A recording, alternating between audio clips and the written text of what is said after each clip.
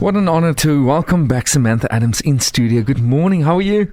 I'm good. It's good to be back. It's lovely to have you. And this morning we're going to chat about important clauses to include in a lease agreement. And I think it's so important. So let's just start it off. I know there's a lot of people in the Helderberg that rent out maybe a space or a house or a flat, and they want to know what is important to include in that agreement. So what clauses are permissible in a lease agreement? So ultimately, a landlord has the discretion to include any clauses they would like in a lease agreement. Okay. As long as, of course, those clauses don't induce the tenant to break the law or infringe on any of the tenant's rights.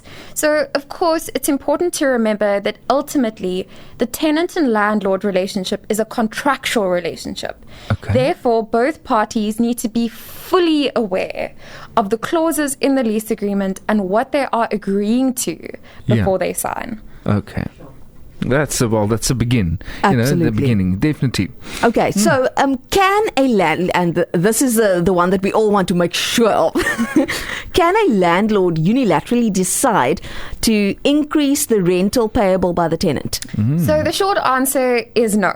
Okay. So the lease agreement needs to very clearly stipulate what rental is payable, so how much and when it is payable. Okay. Of course, if it is a 12-month lease, it is very likely that there's going to be an increase. Therefore, there needs to be a clause in the lease agreement which clearly states what said increase will be. Okay. So now, Samantha, I've got Molly the Marmot, and he's been with me all the years, and I want to take him with to the next apartment that I'm renting. Is it allowed? Can I take my pet with? So there's basically two scenarios. So if the rental property is a standalone earth, so it's a house, it's the personal preference of the landlord whether or not to allow pets. Yeah. If the landlord does allow pets, I do think it is best practice to have pets on application. So the tenant would have to make an application for their pet, and the lease agreement should also clearly stipulate how many pets and perhaps any restrictions. So if there's some sort of a height restriction, so you can have your beagle, but you can't have a German shepherd, for example. Yeah. However, if the property is in a sectional title scheme, so flats, etc., then the landlord doesn't have a choice. They need to abide by the rules of the body corporate. And importantly, they need to ensure that the tenant receives a copy of these rules. Yes. And best practice is always to ensure that perhaps the tenant signs receipt of the rules, so that there's not a situation at a later stage where the tenant states that they haven't received the rules. That makes perfect sense. Yes. That makes perfect sense. Okay. Where must the rental deposit be kept during the lease period? And I think this is something people have to pay this big deposit and they're so worried. What if I don't get it back? Where must it be kept? Okay, so that's a very good question. This money should not be kept in a duffel bag under the landlord's mattress. It needs to be kept in an interest-bearing account. And it's also important to remember that the deposit remains the tenant's money, and any interest that accrues on the deposit is payable to the tenant once the lease agreement terminates. Obviously, less any allowable deductions, for example, if the lease agreement states that the carpets need to be steamed at the end of the lease agreement. Okay. Now, another very, very interesting question now is, can the landlord or then the tenant cancel a lease agreement at any time? So, for instance, I just got my apartment now. I signed for it. 3 months after that, I heard that I had a new job opportunity in Joburg. I have to move. So, can I cancel it anytime or what? So I do think that it is best practice. So obviously if there's breach, that's a different procedure that needs to be followed. But if it's simply cancellation, for example, due to having to leave the property for a job opportunity, I think it's important to include a clause in the lease agreement which states you have to give either party 1 month's notice. And then importantly, given the fact that it is likely that the landlord's going to have a loss of rental income, that clause should also state any cancellation penalty which may be applicable. Generally, it's between 1 and 2 months, depending on the circumstances of the cancellation. For example, if it's cancelled, near the end of the lease agreement or a little closer, then you would charge the 2 months cancellation instead of, say, 1 month. Okay. All right.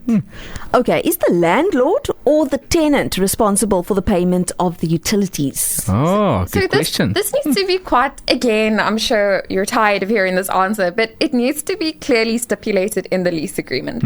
So I always like to say more is better than less. So include everything very clearly. So for example, if Wi-Fi is payable, then state the tenant is responsible for payment of Wi-Fi, electricity, rates and taxes, an alarm, whatever the case may be.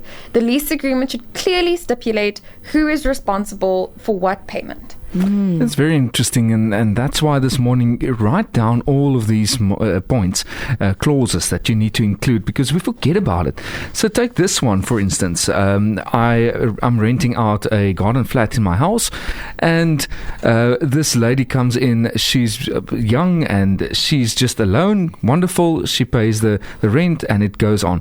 In 4 or 5 months' time, she gets a boyfriend, and the boyfriend starts staying over. It was only one night a week. And now it's getting more and more and more. Is it allowed? What do I do?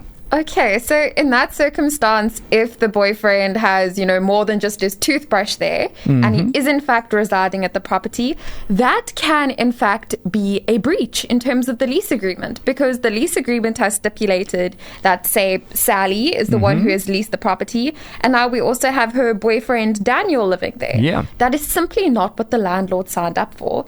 It is a breach in terms of the lease agreement, and it can be cancelled. The lease agreement can be terminated by the landlord. Legally out. Sure. He's out. Just like that. Okay, is the landlord or tenant responsible for repairs or maintenance on the property, especially when it's a rental property? Okay, so generally, again, this should be reduced to writing, but generally the tenant is responsible to keep the rental property in a clean, good condition and not allow any unnecessary damage to occur. And then on the other hand, the landlord is generally responsible for the sort of general maintenance and repairs. Okay. But again, clearly stipulated in the lease agreement. Stipulated in the lease agreement. Now, I've got another question, and obviously it must be stipulated, and that's why we're talking to you this morning about this. Stipulate all of these clauses in your lease agreement. I've got a question now. I want to go and have a look at my flat or the garden flat, or maybe my property. Am I allowed as a landlord to go in any time? No. Not. No. So when one lets a property out to the tenant has rights in that property. Okay. They need to have full use and enjoyment of that property. So obviously having the landlord come and go as they please is not full use and enjoyment. So the general rule applicable is that reasonable notice needs to be given by the landlord. So let's say a pipe needs to be fixed, or rather a wall needs to be painted. The landlord shouldn't simply say the day before, "Oh, I would like to come over tomorrow at 2:00. That's not reasonable. You need to give, at least perhaps in that circumstance, a week's notice so the tenant can ensure that they're available. But again, it depends on the landlord. So some landlords like to do a monthly check. However, most landlords prefer an inspection to occur at the end of the lease agreement. So during the outgoing inspection. Oh, okay. Okay, I think a big question for right now is definitely, may the tenant use the rental property as a place of business? I know many people are working remotely, Yes. but now working remotely on your computer is one thing. But now once the delivery guy keeps coming and then people come for meetings and now all of a sudden the road is packed with all the cars. Talk to me about that. So absolutely, it's important to distinguish between, like you say, working remotely, so not causing any trouble, sitting on your laptop, sending emails, versus running a business out of the rental property. So we need to clearly distinguish between those two concepts. And ultimately, again, it is the landlord's preference. So generally, the landlord isn't likely to allow their rental property to be used as a place of business. Because obviously there's added risk and liability. Yes. However, it is the landlord's preference if they're happy with that. And of course, again, if it's a sectional title scheme and the rules allow the property to be used as a place of business, then by all means. But generally, the lease agreement is likely to state that it can only be used for residential. For residential. That's very interesting. Samantha, we threw you with all the questions now. For 10 minutes, it was like, okay, let's get to know Samantha. No, it's let's get to know the law. And now you know exactly what to include in the clauses for your lease agreement. If you want to know more, there's still lots we haven't even touched on. Under the circumstances, may the tenant be evicted, all of that. It's just, there's lots and lots. But we're going to tell you the number. You can phone them. It's 021-850-6400. Samantha, Adams, thanks a lot for coming in again this morning. It was lovely chatting to you guys, and I know it's the last one for now, for a while, but you will definitely welcome you back in the studio just to get to know the law a little bit better. I look forward to it. Thank you. Thanks, and all the best there on your side. Cheers. Nou, jy het to Radio Helderberg 93.6 FM, en hierdie regskolom program is met trots aangebied deur STBB prokureurs. Vir vooraanstaande regsadvies teen bekostigbare tariewe, skakel hulle op 021-850-6400. Hulle is ook geleë daar in Paardevlei, hier in Somerset West, en jy kan daar so gaan inloer. Jy moet net onthou dat Radio Helderberg of STBB prokureurs nie aanspreeklik gehou kan word vir enige skade gelei wat voortspruit uit advies gegee in hierdie regskolom program nie. Elke saak moet op sy eie meriete hanteer word.